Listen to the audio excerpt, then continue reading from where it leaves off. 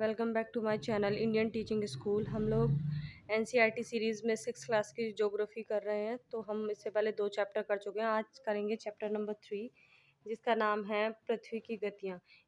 मैं chapter start करने से पहले बताऊंगी कि जिन लोगों ने पहले दोनों चैप्टर्स नहीं देखे हैं वो एक बार जाके उन्हें देख लें, क्योंकि दोनों चैप्टर एक दूसरे से रिलेटेड है। अगर आप वो प्रीवियस चैप्टर अगर कर लेते हैं तो आपको आसानी से ये वाले नेक्स्ट चैप्टर्स भी समझ आ जाएंगे। तो शुरू करते हैं हम अपना चैप्टर। चैप्टर का नाम है पृथ्वी की गतियाँ।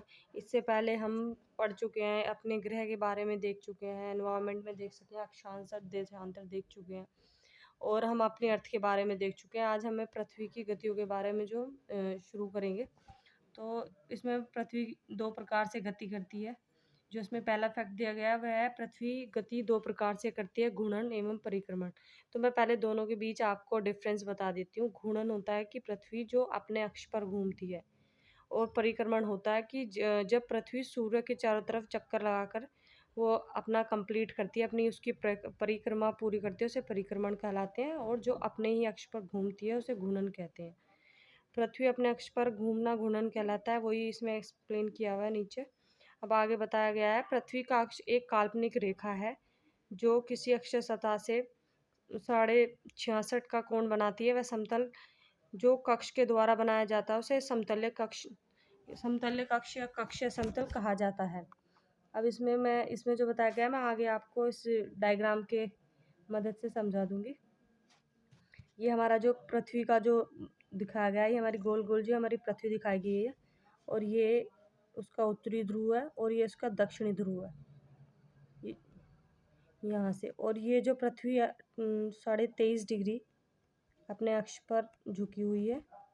अब अभी ये कितना है, हमारा 90 डिग्री का जो कोण बनाया उसके समतल से जो बनाया, ये 90 डिग्री का जो बनाया, इसे निकालने के लिए हम क्या करेंगे, 90 में से माइनस कर देंगे 23.5। तो इससे हमारा क्या निकल के आ जाएगा कि हमारी कोणीय दूरी निकल के आ जाएगी जो हमारी 66.5 डिग्री है। तो आपको समझ आ गया कि समतल कक्ष दूरी हमारी कितनी निकलेगी, 66.5 डिग्री। अब इसमें बताया गया है कि ये जो हमारी जो सेंट्रल को दो पार्ट में डिवाइडेड करेगी, उत्तरी भाग उत्तरी गोलार्ध और दक्षिण गोलार्ध में। तो ये हमारी विषुवत रेखा है, और यहाँ पे जो जाएगी हमारी, यहाँ पे जाती है जो कर्क रेखा जो भारत के एग्जैक्ट बीच से गुजरती है। ये है हमारी, ऊपर आ गई हमारी कर्क रेखा, और नीचे जो जा रही है ये है हमारी, ये जो ऐसे जो दी हुई है, ये मकर रेखा है। तो आगे देखते हैं। तो आई होप आपको ये समझ आ गया होगा। ये बताया गया पृथ्वी का अक्ष का झुकाव तथा कक्षीय समतल के बारे में बताया गया। मैंने आपको बता दिया कि पृथ्वी का झुकाव 23.5 डिग्री का है, और जो कक्षीय समतल, अगर आपसे पूछा जा सकता है कि पृथ्वी के कक्षीय समतल के लंबवत करने पर जो हम अपनी वो जो डिस्टेंस है या वो जो कोण बनता है कितने का बनता है, तो 23.5 डिग्री का बनता है। अगर आपसे पूछ लेते हैं समतल कक्ष में कितने डिग्री का बनता है, तो आप इजीली निकाल सकते हैं। 90 में से 23.5 डिग्री, 23.5 डिग्री अगर आप माइनस कर देंगे तो 66.5 डिग्री आपका समतल कक्षीय कोण आपको मिल जाएगा। अब इसमें जो साइड में जो इमेज दी हुई है उसमें बताया गया है कि कैसे, ये मैं आपको इसके सहायता से समझा दूँ। अब इसमें बताया गया है कि घूर्णन के कारण पृथ्वी पर दिन एवं रात का, अब ये यहाँ पे इन्होंने दिखाया है सूरज, इससे क्या है कि पृथ्वी अपने अक्ष पर घूमने में पूरा एक 24 घंटे लेती है, जिसके कारण दिन व रात होती है। अब पृथ्वी जैसे रोटेट होना शुरू करती है पश्चिम की साइड, जैसे गोल गोल घूमेगी, तो इसका आधे पार्ट जब हमारा ये सामने वाला पार्ट होता है, इधर वाला जो पार्ट है, इसे प्रदीप्त कहा जाता है। कि प्रदीप्त का मतलब होता है कि प्रकाश में हो जाना, वो पार्ट जिसके ऊपर सूर्य का प्रकाश पड़ रहा है। जब हमारा पृथ्वी के ऊपर जहाँ जिस एरिया पर प्रकाश पड़ रहा है तो वहाँ पर दिन होगा, और जहाँ पर, तो इसी कारण क्या होता है कि भाई कितने का हमारे 24 घंटे का दिन होता है, और वो सॉरी एक दिन में मतलब 24 घंटे में पृथ्वी क्या करती है, अपनी ध्रुव पे घूमती है, इसीलिए हमारा दिन और रात का होना होता है। आगे देखते हैं।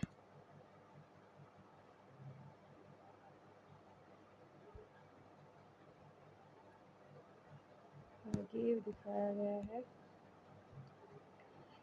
अब आगे बताया गया है कि भाई जैसे पृथ्वी के घूर्णन से हमारे दिन और रात होते हैं, और इसमें बताया गया कि परिक्रमण से अगर पृथ्वी पृथ्वी की दूसरी गति जो सूर्य के चारों ओर कक्ष में होती है उसे परिक्रमण कहते हैं। जैसे मैंने आपको बताया, जब पृथ्वी सूर्य के चारों ओर परिक्रमा लगाती है तो पृथ्वी को 1 वर्ष लग जाता है, यानी कि 365 दिन। अब लगते मतलब 365 वन फोर्थ भी है, लेकिन इसे हम एक बार में काउंट नहीं करते। इसे हम क्या करते हैं कि ये जो हम 4 साल बाद इसे काउंट कर लेते हैं, 6-6 घंटे हर बार इसमें जोड़ के, तो जिससे क्या होता है कि 4 साल में हमारा एक लीप ईयर बन जाता है। जैसे हम 4 साल बाद फ़ैब को एक लीप ईयर के रूप में मनाते हैं, हमारा 1 दिन उसमें बढ़ जाता है। जब हमारे ये मतलब एक साथ नहीं, ये 6 घंटे जो हम एक साथ नहीं जोड़ते हैं, इकट्ठे करके 4 साल बाद जोड़ लेते हैं, जिससे क्या हमारा 1 दिन बन जाता है और हमारे लीप ईयर में दिन, साल में दिन 366 दिन हमारे बन जाते हैं।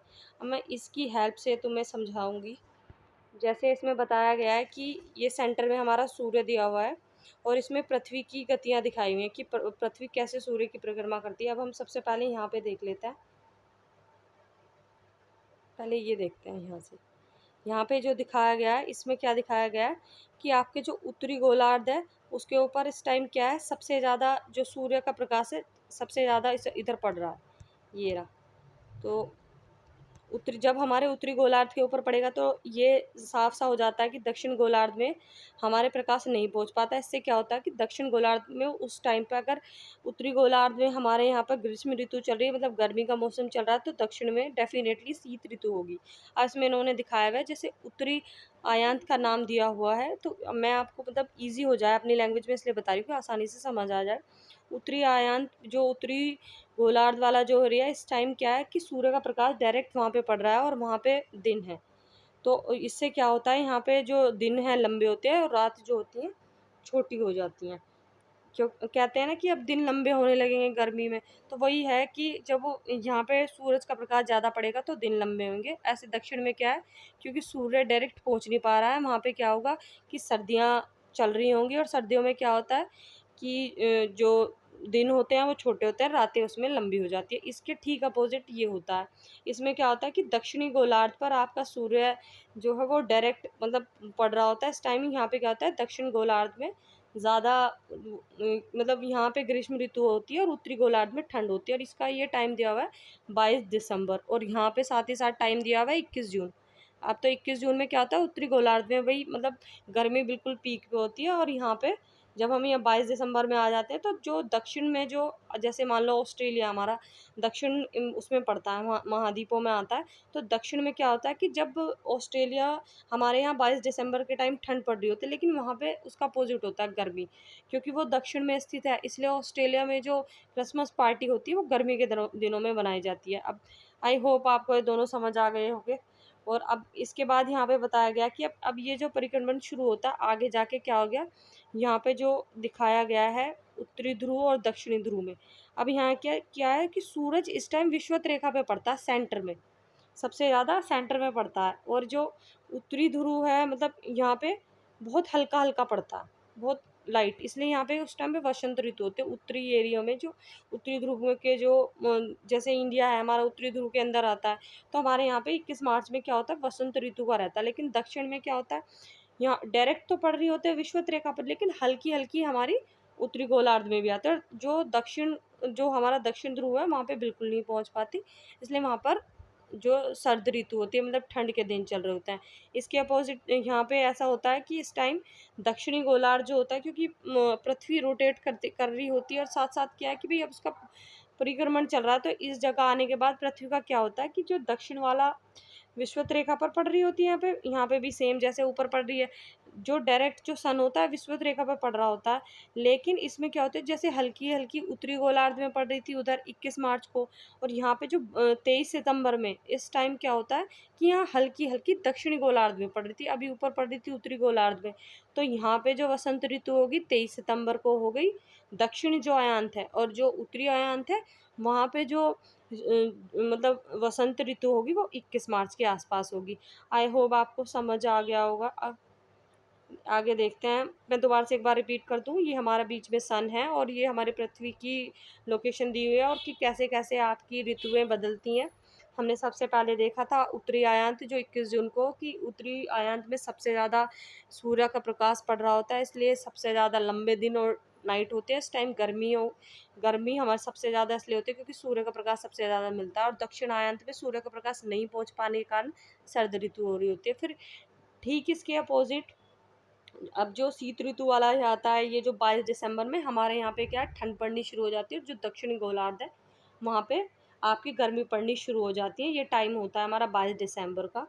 और इसी में अब इसके बाद हमने सर्द ऋतु वाला जो देखा कि वसंत ऋतु का कैसे होता है, कि इन दोनों ही सिचुएशन में कि सूर्य का प्रकाश जो विषुवत रेखा पर डायरेक्ट पड़ रहा होता है, और तब हल्का हल्का प्रकाश उत्तरी आयांत में पड़ता है, तो हमारे यहाँ पे वसंत ऋतु होती है। जब विषुवत रेखा के साथ हल्का हल्का सा प्रकाश पड़ता है हमारे जो मतलब दक्षिणी आयांत के, तो दक्षिण आयांत में हमारी वसंत ऋतु होती है। आई होप आपको समझ आया होगा। आगे बढ़ते हैं। ये मैंने वही बताया कि भाई कि अगर हम इकट्ठा नहीं जोड़ते 6 घंटे मिलाकर जब एक दिन बन जाता है 4 साल, अगर आपको निकालना है लीप ईयर कैसे, आपको पता ही होगा कि अगर 4 से आप मल्टीप्लाई करते हैं किसी भी ईयर को, अगर वो कम्प्लीटली मल्टीप्लाई हो जा रहा है तो उससे क्या होगा कि आप आसानी से पता लगा लेंगे कि ये हमारा लीप ईयर है। अब इसमें बताया जा रहा है कि भाई सबसे बड़ा दिन कब होता है। 21 जून को इन क्षेत्र में सबसे लंबा दिन और सबसे छोटी रात होती है। अब इसका रीज़न मैं आपको बता चुकी हूँ कि उत्तरी आयांत में उस टाइम पे सबसे ज़्यादा सूर्य का प्रकाश पड़ रहा होता है, इसलिए हमारे यहाँ पर गर्मियों के दिन चल रहे होते हैं और दिन भी लंबा होता है। सूर्य का प्रकाश सीधा डायरेक्ट पड़ने के कारण और रातें उस हिसाब से छोटी हो जाती हैं क्योंकि दिन का जो टाइम पीरियड है वो हमारा लंबा हो गया है।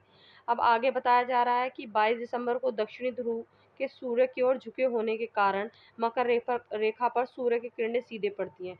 अब ये हमें पता है जब हमारा उत्तरी आयांत में पड़ेगा तो कर्क रेखा के ऊपर जो सीधी हमारी पड़ती है, लेकिन जब 22 दिसंबर पर दक्षिणी ध्रुव की तरफ पड़ता है तो मकर रेखा पर सीधी पड़ती है, जिससे क्या होता है कि वहाँ पर गर्मियों का मौसम आ जाता है और उत्तरी आयांत में सर्दियों का मौसम आ जाता है।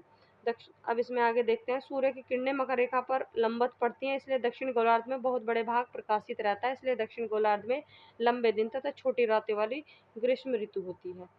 अब आपको इसमें बता दिया है कि लंबे दिन वही सेम है, बस अपोजिट हो जाता है कि जैसे जैसे पृथ्वी मूव ऑन करती चली जाती है सूर्य के चारों तरफ, ऐसे ही बदल जाता है। तो अब इसमें बताया जा रहा है कि उत्तरायंत क्या है और दक्षिणायंत क्या है, दोनों के बीच डिफरेंस क्या है। जैसे मैंने आपको बताया था कि ऑस्ट्रेलिया में ग्रीष्म ऋतु में क्रिसमस पर्व मनाया जाता है। अब इसका रीज़न यही है कि वो दक्षिणी आयंत में पड़ता है, इसलिए जैसे ही ये सूर्य का प्रकाश दक्षिण आयंत में पड़ता है तो जो हमारे यहाँ पे जो उत्तरी आयंत में, तो क्रिसमस हमारे यहाँ ठंड में मनाया जाता है। और जस्ट बिकॉज ऑस्ट्रेलिया जो है दक्षिणी महाद्वीपों में आता है तो वहाँ दक्षिणी आयंत में पहुँचते टाइम उधर गर्मियों के दिन आ जाते हैं। अब आपको डायरेक्ट ये क्वेश्चन पूछ लिया जाता है 21 मार्च तथा 23 सितंबर को सूर्य की किरणें विषुवत रेखा पर सीधी पड़ती हैं, तो आप बता सकते हैं कि भाई कब कब पड़ती है। 21 मार्च को और 23 सितंबर को, दोनों ही ऐसी डेट है जिसमें विषुवत रेखा पर डायरेक्ट आपकी किरणें पड़ रही हैं। अगर आपको पूछा जाए कि मकर रेखा पर किरणें मतलब कौन से आयांत में पड़ती है, तो आप बता सकते हैं दक्षिण आयांत पे जिस टाइम आपकी गर्मी पड़ेंगी उस टाइम डायरेक्ट जो किरणें पड़ती है मकर रेखा पर पड़ रही होती है सूरज की। तो आपको आई होप आपको घूर्णन और परिक्रमण के बीच में जो डिफरेंस है वो समझ आ गया होगा। आगे हम इसकी कुछ देखते हैं कि इन लोगों ने कुछ क्वेश्चंस पूछे हैं। पृथ्वी के अक्ष पर झुका हुआ कोण क्या है, हमें पता है 66.5 डिग्री का है, जो हम 19 में से 23.5 डिग्री का कर देते हैं, 66.5 डिग्री का कोण हमारा निकल के आता है। ध्रुव घूर्णन एवं परिक्रमण की को परिभाषित कीजिए। पृथ्वी का अपनी ध्रुव पे अपनी ही अक्ष पर अपनी धुरी पर घूमना घूर्णन कहलाता है। पृथ्वी का सूर्य के चारों ओर परिक्रमा करना परिक्रमण कहलाता है। लीप वर्ष क्या है भाई, जिस साल में एक दिन बढ़ जाए, 4 से जो डिवाइड हो जाए वो साल लीप वर्ष कहलाती है। उसमें एक दिन जो एक्स्ट्रा होता है, जिसमें हमारी भाई फैब में एक दिन हमारा बढ़ जाता है सॉरी। उत्तर एवं दक्षिणी आयांत में अंतर बताइए। आप बता सकते हैं कि भाई दिन का और पीरियड का क्या डिफरेंस होता है। उत्तरी आयांत में आपको पता है कि भाई जब किरणें पड़ती हैं कर्क रेखा पर सीधी पड़ती हैं और दक्षिण आयांत में मकर रेखा पर पड़ती हैं। और आप ये भी बता सकते हैं कि भाई जब सूर्य की किरणें सीधी मकर रेखा पर पड़ रही होती है तो दक्षिण आयांत में गर्मियों के दिन होते हैं और जो दिन होते हैं वो लंबे होते हैं और रातें थोड़ी छोटी हो जाती हैं। और विषुवत क्या है, विषुवत है कि जो पूरा ओवर, एक सेकंड में आपको इससे बता देती हूँ। ये जो हमारी पृथ्वी है उसके बीच से जो विषुवत रेखा जाती है, जब इसमें प्रकाश पूरा इसके ऊपर पड़ रहा होता है, जो कि 21 मार्च और 23 सितंबर है, 21 मार्च और 23 सितंबर। तो उस टाइम पे जब सूर्य का प्रकाश सीधा डायरेक्ट इसके ऊपर पड़ रहा था, उसे विषुवत कहा जाता है। अब आगे क्वेश्चन पूछा, दक्षिण गोलार्ध में उत्तरी गोलार्ध की अपेक्षा उत्तरी एवं दक्षिण का अयांत अलग अलग समय में क्यों होता है। अब ये तो मतलब थोड़ा अजीब सा क्वेश्चन है, लेकिन फिर भी आप बता सकते हैं कि भाई उसका रीज़न क्या है, कि भाई अपने अपने अलग अलग टाइम पीरियड होने के अकॉर्डिंग, तो तब मतलब एक टाइम में सूर्य के जो उत्तरी गोलार्ध में सूर्य की किरणें पड़ रही होती है और एक टाइम में दक्षिण गोलार्ध पे पड़ रही होती है, इसलिए इन दोनों के बीच समय का अंतर देखा जाता है।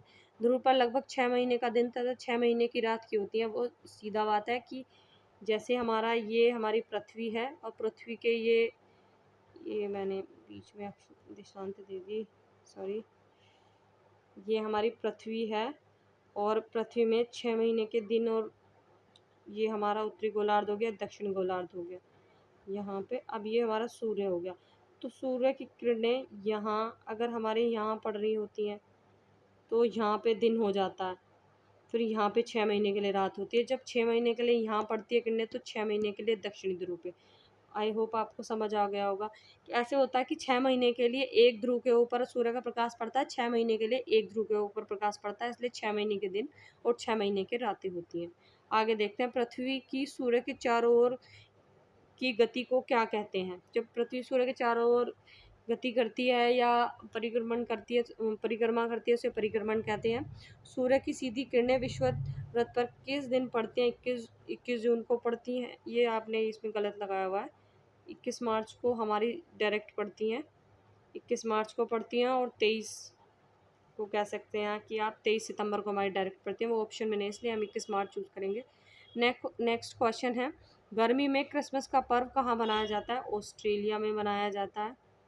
और नेक्स्ट क्वेश्चन है, ऋतुओं में परिवर्तन पृथ्वी की किस गति के कारण होता है। परिक्रमण के कारण, मैंने अभी आपको बताया था। अब आगे देखते हैं, कुछ फिलिंग द ब्लैंक्स दिए हुए हैं। एक लीप वर्ष में दिनों की संख्या कितनी होती है। 366 होती है। पृथ्वी की प्रतिदिन की गति को घूर्णन कहते हैं। पृथ्वी सूर्य के चारों ओर डैश कक्ष में घूमती है, दीर्घ वृत्ताकार में, कि ये कभी भी गोल नहीं होती है, इस टाइप से होती है वृत्ताकार, जो इसकी परिक्रमण करने की और घूर्णन करने की जो होती है सूर्य के चारों ओर, जो इस तरीके से चक्कर लगाती है पृथ्वी, तो उसे दीर्घ वृत्ताकार कहेंगे। 21 जून को सूर्य की किरणें डैश रेखा पर सीधी पड़ती हैं, तो विषुवत रेखा आपकी जो 21 जून को है, तो वो विषुवत रेखा पर डायरेक्ट पड़ती हैं। अब डैश ऋतु में छोटे होते हैं, मतलब अब इसमें पूछा है कि कौन सी ऋतु में दिन छोटे होते हैं।